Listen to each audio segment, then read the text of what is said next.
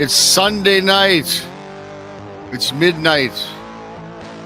I am Bigfoot, Michigan Rob. Last Sunday, I did a Mothman encounter story live. Everybody seemed to enjoy it. And I got to tell you, I got a doozy for you tonight. And it's from a subscriber about this crazy flying owl or cryptid that they saw.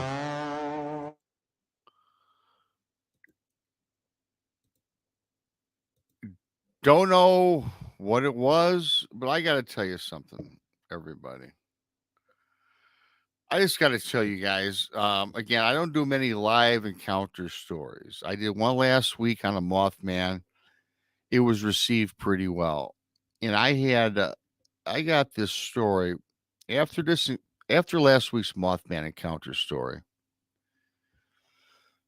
A subscriber, James, he sent me this email. He said, Rob, I've been sitting on this story.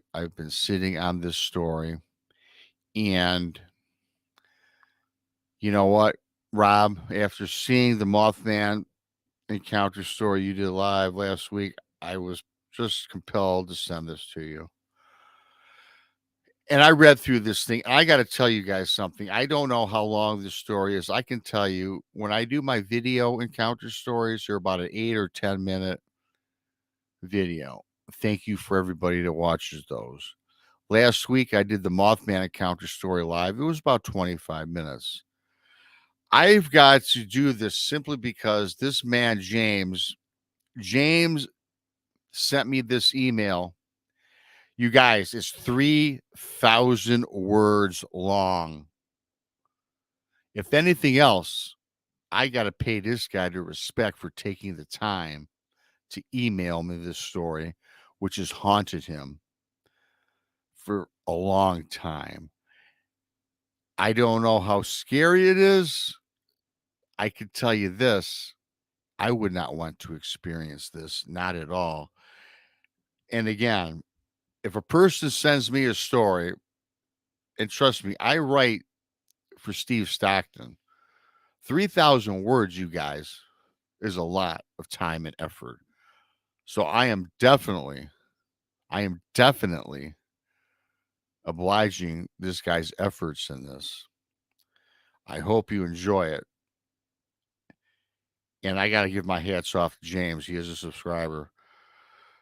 For those watching, the super chat's open. Subscribe to Bigfoot Michigan Rob on YouTube, if not already, or at least share it out. So I'm going to get on with this because it's a story. It's engaging. It's creepy. It's got all the elements of things that we all love to hear here on the channel. James starts out. I watch a lot of smaller paranormal channels looking for more answers. Hopefully one day I will get them. I feel like there's better channels or better stories making a difference and getting the truth out. I just wanted to say, Rob, thanks to you and Tex and Jason and Jessica for sharing these encounters to help with people dealing with experiences and looking for some answers. Thank you for the kind words, James. The abduction side kind of scares the hell out of me, and I'm hoping that wasn't the case in this instance. Mainly because I wasn't missing any time that me and my buddy saw this thing. He really doesn't like to talk about it. I can get him a little bit, especially when it's just me and him. He also told his dad this, and he got laughed at. And again, on this channel, we don't laugh at people. And this is why I'm broadcasting this. I never told anybody else, Rob. I ended up telling Dad, I end up telling Dad one night because we heard some small regular owls one night. And he said, holy shit. Well, I told him the story beginning to end. Then I asked him, Didn't Josh tell you what happened years ago? He said, yeah, but thought that he was joking. But he believed me and Josh then and was just blown away by this experience. His house is just a street over from where this happened with me and Josh. Josh's family actually lives on the road and ravine where the swing is at. There's 5 dead end streets in a row, and he's the middle one. I'm going to tell you what, I know that happened to a guy cutting through the same place. But this was earlier before me and Josh cut through the opposite way that this guy did so back in 2003. I'm not completely sure what happened when this happened, to which Kevin, which I didn't care for much or trust even. Again, I'm reading his email. I'm not editing this. I'm giving his words. He put the time into this. I'm reading this as he emails it to me out of respect for his efforts. He said, leaving our friend Dennis's house and cutting through this little patch of woods, which is at 128th Park Boulevard. I believe if you look it up on a map, this is Cedar Lake, Indiana, one road south of Vermilion Street on the map. But anyway, he cuts through after a lot of drinking one night, comes back the next day, and I was hanging out with Dennis after work. He sits down in the living room and starts telling us when he walked through halfway in, he thought someone was hunched over on the trail. He wore thick glasses. Plus, he drank quite a bit for being a much smaller guy. So, 5 or 6 of us are sitting around when he tells us this story. He asked out who's there, and it jumped off, and this creature or whatever this is jumps off the trail. He also said he thought it was holding something, or it might have been eating. It flew over his head and looked down when it was going by him.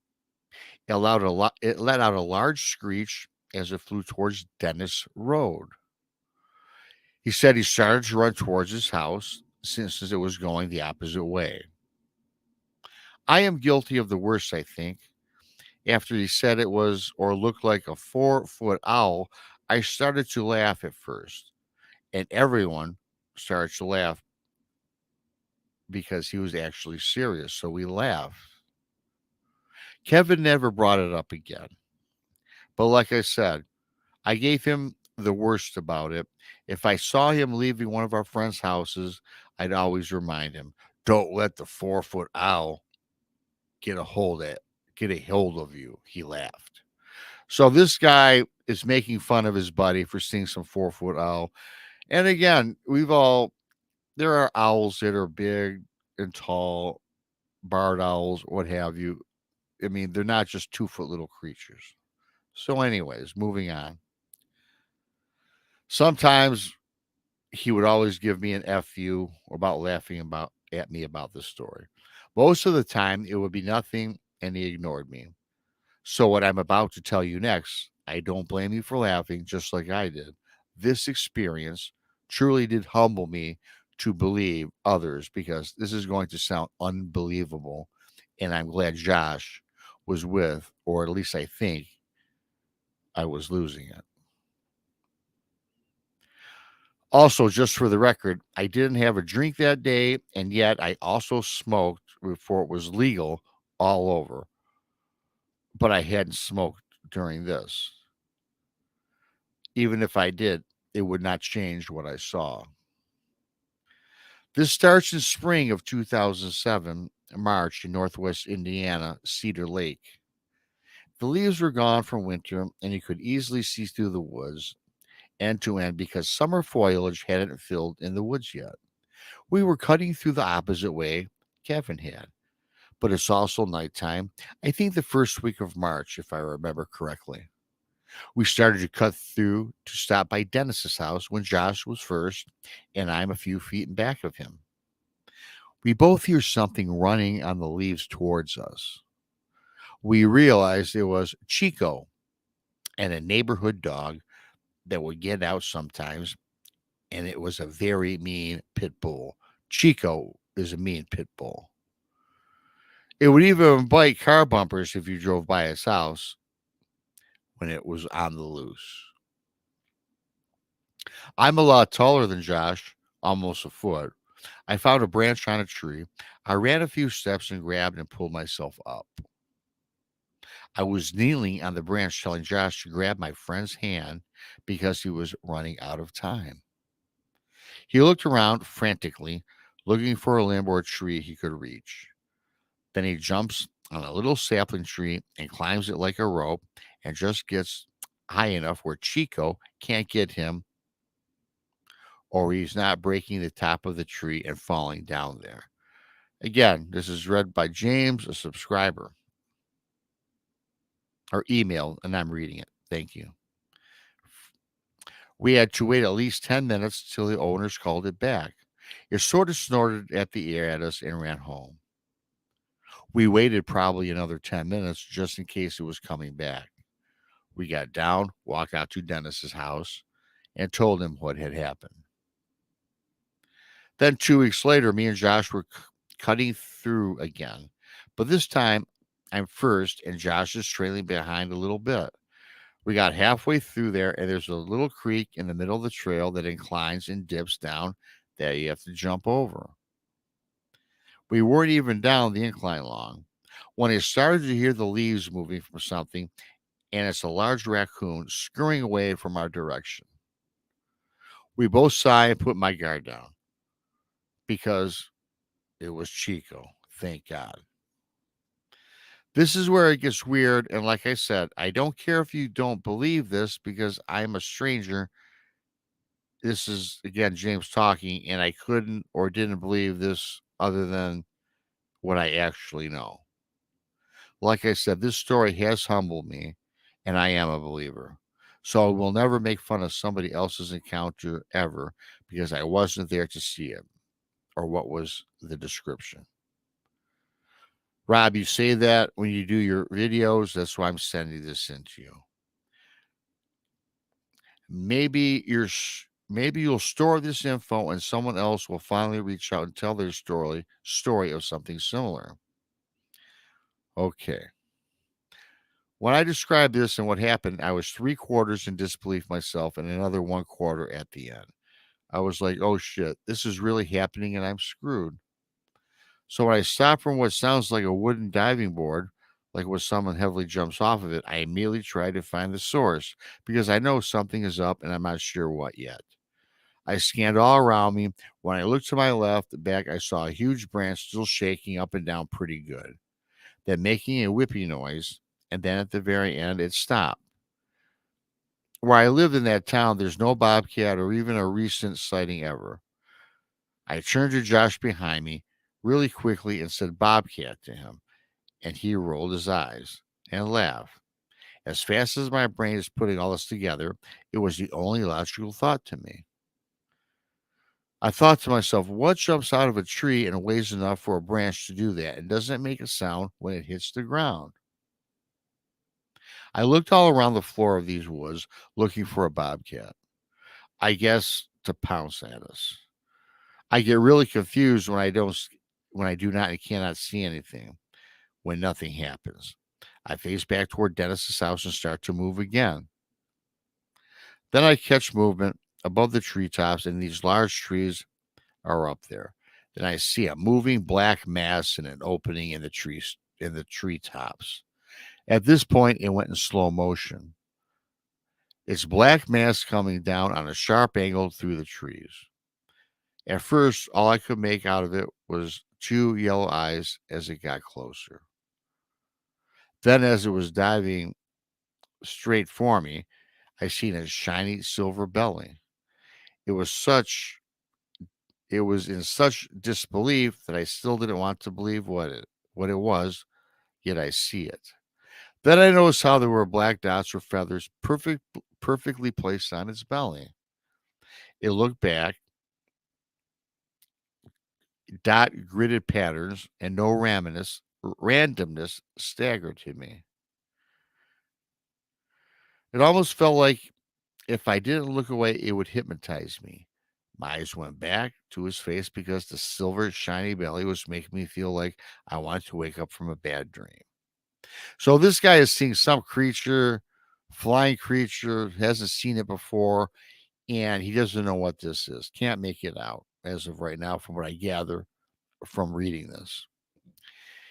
And if I laid down and curled up, I'd wake up from this. When my eyes went back to the head, I got better details for it for those few milliseconds. At that point, I haven't moved a step, and I'm looking at its face, wondering if this is some kind of joke, and if someone is going to turn on the lights and this thing is on a rope and everything is going to get a good laugh. So this guy is thinking someone's playing a joke on him at this point. I just kept looking at it, never turning to Josh. The eyes were at least the size of baseballs, yellow with black centers. They had black feathers around the eyes, a couple inches wide, maybe like 3/4 inches thick, and as round as a mini basketball or volleyball size. There was a space on either side and some on the outside of its head. Its ears were almost a foot tall, horn shaped with the tops. It looked like a little horn. Looks like the horns were actually facing each other. I could see how shiny the belly feathers were even more as it got closer. It almost looked like someone took a super miniature paper shredder and put a thin sheet of silver metal through it and dipped them in wet silver paint. I finally believed what I was looking at was really there. So this guy's skeptical all the time about this, is seeing something. He can't put his finger on it. And at this point, I don't know what he's watching. I even looked down quickly to see where I could move or was holding my feet. It was nothing. Nothing was there holding them. But it felt like they were set in concrete. I finally turned back to see if Josh was close enough to push me out of the way or help. But he's maybe 20 feet away, hiding behind a tree, looking like his eyeballs might fall out of his head. They were so big, I decided to dive with my upper body behind me on my left side. I wanted to see if my feet would go with it, and I dived like that. At that point, basically, it was a chance, and I was hoping it would work. I landed a foot away, face down in mud and leaves. I flipped back over to see it face up, and I'm thinking, where is this giant owl? I started to half crab walk backwards, like the girl that trips in every scary movie, and the bad guy ends up getting her. I had just enough time to go backwards up this incline, and my left shoulder hit a sapling tree, the same one Josh climbed up 2 weeks earlier to get away from Chico. I pulled myself around. It pulled its head back and opened its wings right in front of me. Nothing ever supernatural other than owls shouldn't be bigger than a foot tall normally.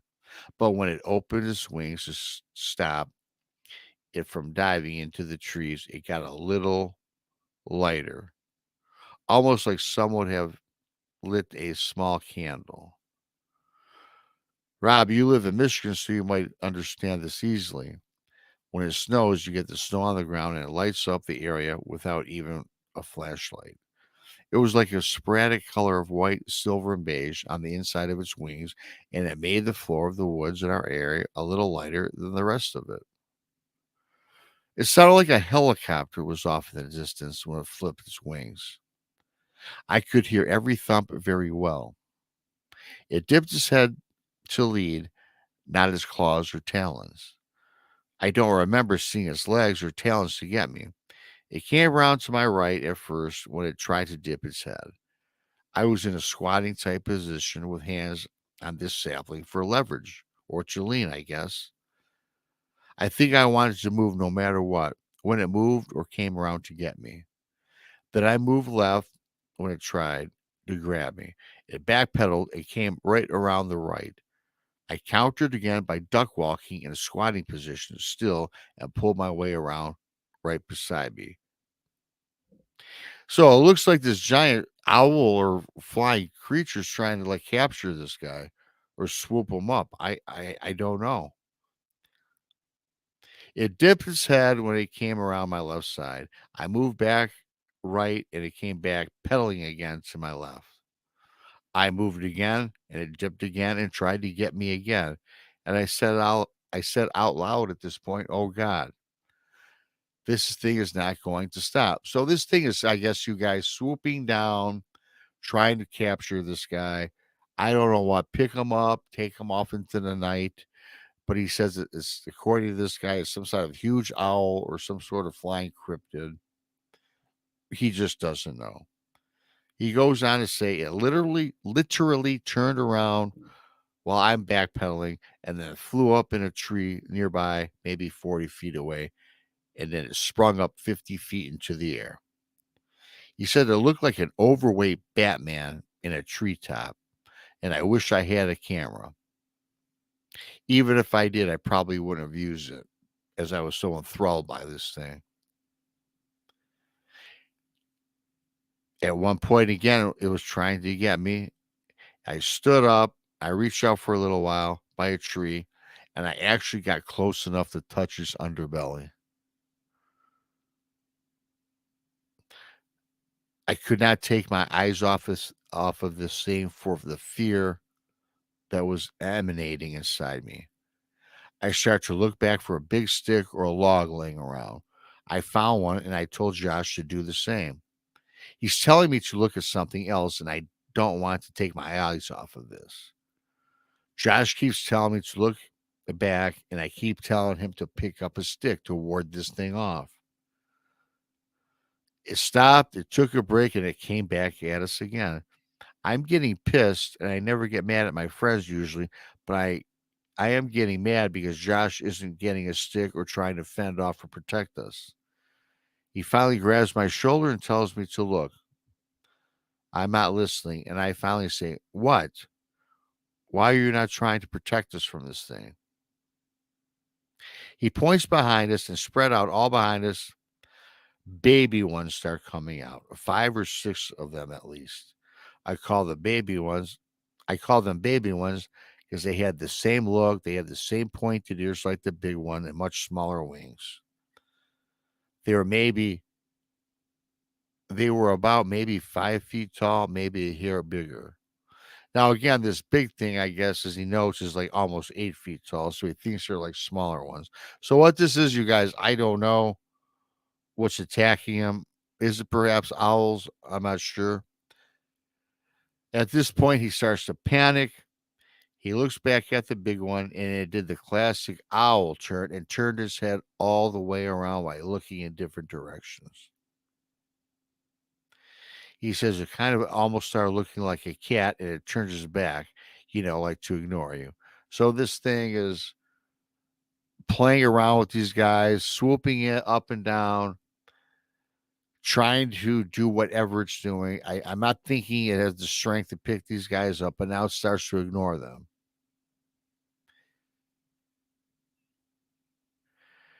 I look back at it, and I think because of the orange color it reflected in the streetlight, his eyes were red, like people describing about the Mothman encounters. I'm not saying all the people saw the Mothman didn't see something different, but it makes me wonder if some of these sightings, especially in Chicago area, might be seeing these big owls. Anyway, the mom or the big one jumped out of the tops of the tree where it was sitting, made the branches smack together, and flew away from Dennis's house. I told Josh we have to make a run for it.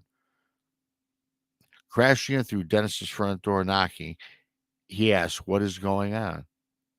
I told him, "Remember when Kevin said he saw a 4 foot owl?" He said, "Yeah. Well, this is not 4 feet. This is almost 8 feet with 5 or 6 5 foot babies trailing him." He laughed for a second and said, "For real?" And he knew I wasn't playing, and he believed me and Kevin at that point. He already moved to southern Indiana before this happened to us. I tell him I'm sorry that I didn't see him or believe him because I made fun of him the last time he told me about this type of encounter of these winged things. You're going to have to you're going to have to deal with us making fun about it. I even said when he told us about his first sighting. I said, if you're going to make something up, why pick an owl? Owls aren't scary. I personally don't believe in chance, and maybe someone was teaching me a lesson for what I said. But Rob, thanks for your time, and I hope you continue to search for more of these flying creatures that people are seeing. Thank you again for that. So, again, you guys, if anybody has an encounter story, I'm going to read it for you guys, whether it makes sense, doesn't make sense, or what. This guy saw something. I guess owls, but I guess do they actually really attack or swoop down at people? Do they engage with their babies at night? Has anybody heard of an 8-foot owl or a 5-foot owl? The story the guy sent in, like I said, you guys, he spent some time writing this. It was 3,000 words because I ran it through a filter, and he put the time into it. And not every story is creepy or scary. But you know what I do on my channel and what I try to do for people, if they got something that terrifies them, and I've gone on to talk to James, he's not right about this. He does not know what it is. He's scared now to go back out in this area. And I guess last week when I did the Mothman encounter, he thought something of that. So he felt the need to send me that. And I'm going to read the story. And I read the story to help people go through these times. I don't know what it was, but I hope that my reading this and he hears it or listens to it later, it helps him out. What do you guys think? I don't know. I think it was a good story. I hope that it helps out James. And I was just kicking it tonight. I know it's after midnight, and I just wanted to present this for James to help give him some relief, some relief. And that's what I do. And I'll do that for each and every one of you. If you got an encounter story, email it to Beyond a BMR. We have, I do my Tuesday live shows at 9, Beyond BMR, and Brunch with Bigfoot Mission Robs on Thursdays, as well as, Texas Front Porch on Mondays. Check us out. Please subscribe, share it out. I hope you guys like this little story tonight. I had to share it. Again, if someone sends me something, I'm going to do my due diligence to put it out there for them. So, James, I hope that helps you in the future. Thanks for joining in. I am Bigfoot, Michigan Rob. And until next time, I'll see you later.